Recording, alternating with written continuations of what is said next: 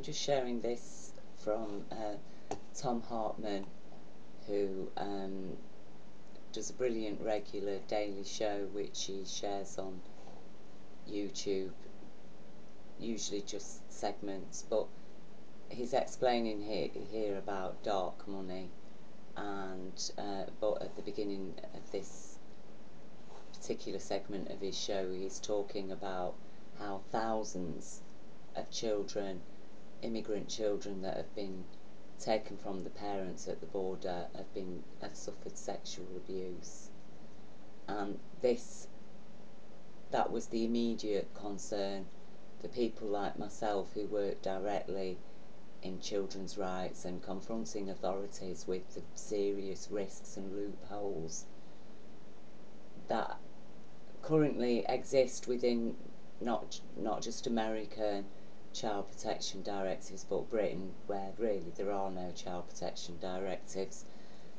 And in Britain I've been addressing on an authority and legal level the problem of trafficked children that are taken into care and who are disappearing from care, according to EPCAT, at an alarming rate. Or is it ECPAT? I always get it wrong. But it's a charity that did an in-depth study into what was happening with identified trafficked children in Britain and children being trafficked, and what levels of state protection they are likely to receive. And not only did most of the councils, especially London local authorities, have very poor records of identified trafficked children, even though London is the main hub of receiving trafficked children that enter into Britain.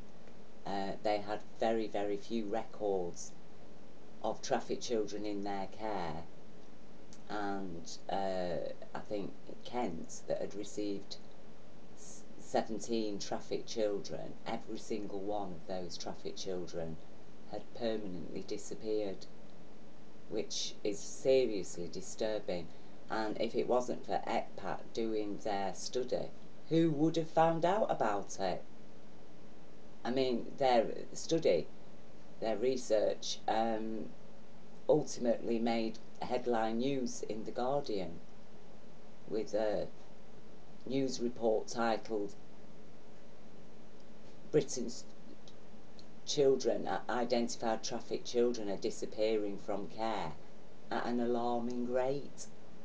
So, and I was aware of that. I'd been addressing that and confronting authorities with it, and then, a few months later, or I think it was a year later, out comes all this stuff about children being removed from the parents at the border, immigrant children, and then nobody can find these children. There's been no records taken, and it was a source of absolute despair for myself, because I was thinking, oh my gosh, I know what this world is like, and too many people who aren't involved in those kind of crimes are absolutely living in a false paradigm, okay, that such crimes are rare, when they're not. They're actually prolific, and they're prolific precisely because there's no child protection directives in place, and there haven't been for a very long time, and crimes against children have been pushed into the twilight zone, and the only time anybody talks about it is when suddenly some evidence has come to light that has proven a case irrefutably, and then suddenly people are talking about, well, why didn't anybody listen to the children, and blah blah blah, like for example the Jimmy Savile scandal, which it's okay for everybody to be really upset about the lack of protection that was in place for those children who were reporting crimes against Jimmy Savile, and even adults, members of the public, reporting crimes against, suspicions against high-profile suspects, and nothing was done about it. I mean, recently we've had, was it in 2017, the Ian Watkins case? I mean, he was convicted ultimately for horrific abuse against children. And for 6 years, people had been actually reporting him to the police, and one person, an ex-girlfriend, had taken into the police photographs he'd sent her of children and expressing her dire concerns. And what was the police reaction? To try and prosecute her for harassing and intimidating Ian Watkins as a famous pop star. And then later on, when he was discovered, and only through a drugs raid, police then went back and tried to arrest that same witness for having child pornography on a computer and trying to say she was complicit because he'd sent her these images. I mean, obviously she was acquitted, but imagine having to go through that you're reporting somebody who you're seriously concerned for 6 years. You try, but not only do police totally ignore you, even refuse to look at the evidence that you took in on your laptop and your phone to the police, but they try and prosecute you for harassing and intimidating the suspect that sent you those images. And then when he's finally caught, it's all come out, they try to arrest you for being complicit. This is what's going on in Britain, and it's still going on today. And yet they all came out, the police apologising, nobody faced any charges for criminal negligence, because don't forget, as a direct result of them ignoring the evidence and failing to investigate, a baby, children, toddlers were subjected to horrific abuse. Horrific abuse. Because police had failed to do their job, because the authorities had failed to do their jobs, and everybody's apologising, and nobody is accountable really or responsible. No criminal charges brought against people who had exhibited gross negligence that had caused direct and lifelong damages to children. And then at the same time, the same things are still going on. I'm addressing ongoing cases that expose severe risks and concern against children, and that the police and authorities are ignoring because it's an ongoing situation. While they're apologising for the last total mess up, their last bout of criminal negligence, they are still carrying on with the same ilk, because it's like, oh well, we'll push that down the line, and if in a few years' time stuff comes out and people start asking questions, well, we'll all be retired by then, and nobody will be really held accountable. And I was just sent on my Facebook page yesterday details that it was the tribunal of the Rotherham police and what they were doing at the time that these over 1,000 young girls, were being sexually abused and exploited by drugs gangs, Asian drugs gangs. And I mean, the details were just horrific that one of the tribunal panel read out. An 11-year-old girl was found in a derelict house with a group of adult males, and she was arrested for being drunk and disorderly. And it's like, well, if a child of 11 is drunk and disorderly while in the company of a group of adult males, who is responsible for that? Her or the adults? And what have those adults been doing to allow her to get drunk and disorderly? Why is she drunk and disorderly? Fathers were arrested and charged for trying to rescue their daughters from these gangs. One 12-year-old girl who had reported organised sexual abuse against herself, a case was completely dismissed because the suspects had said she consented. It's like, well, I'm sorry, love, but, there's you and there's these 5 adult guys that have said that you agreed to have sex with them. So I'm sorry, go away. You know, anybody who thinks that hasn't changed, you really are living in cloud cuckoo land. The situation is dire. It's dire. And where there's children up for grabs, freebies, with no parents that they can be connected to because nobody's took any records. Yeah, just some kid that was taken off the parent at the border. Did you get the name? Is there a tag, or something associated with this child to connect this child to the person that they arrived at the border with? No, nothing at all. Well, so you've got no record of the child. Where did the child go? We don't know. No, this I just don't understand. I don't understand. I just cannot understand what is going on in this world. I don't understand humanity.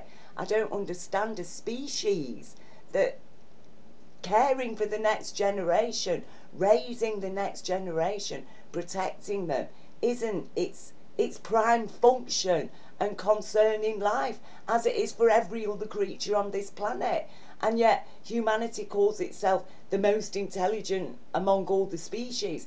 But as far as I'm aware, surely we are the most stupid. We are the most stupid species on the planet, because children is raising the next generation. It is like, a byproduct. It is a byproduct of life, isn't it? Oh yeah, that is one of the trivial aspects of life, is raising the next generation. And and then and then we wonder why things are getting worse and worse and worse.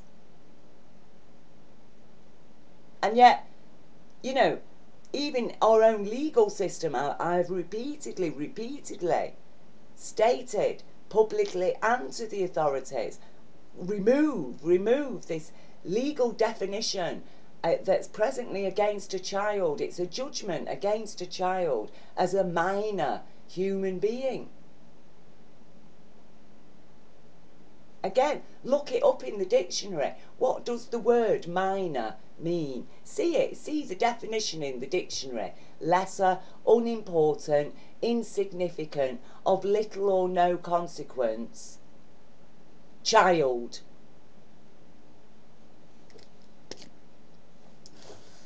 This is a very, very serious issue, and I think there needs to be criminal charges laid against these people now. There really does, because you're talking about what levels of horror. A child travelling all that way through already suffering to get to the American border in the first place, and then they get there and they're dragged screaming off their parents by strangers and handed over to further strangers to suffer abuse and possibly even murder. And for the adult population to be so allegedly naive. I'm sorry, you just can't be naive in this world today. No, no, you're talking criminally negligent. That's criminally negligent to just blatantly ignore the terrible risks. It really is like letting a toddler just wander in the middle of a busy highway. Who would do it? A professional childcare person, a professional person who would just plonk a child in the middle of a busy highway. Who would do it? But they've done it, and they are doing it. And thank you, Tom Hartman, for raising this. And I hope that people share this and start talking about it, because, we need to care for our children.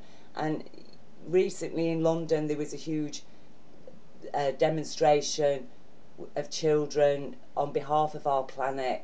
And again, we're here as temporary residents to leave this planet for the next generation. And what are we leaving them? What are we leaving them?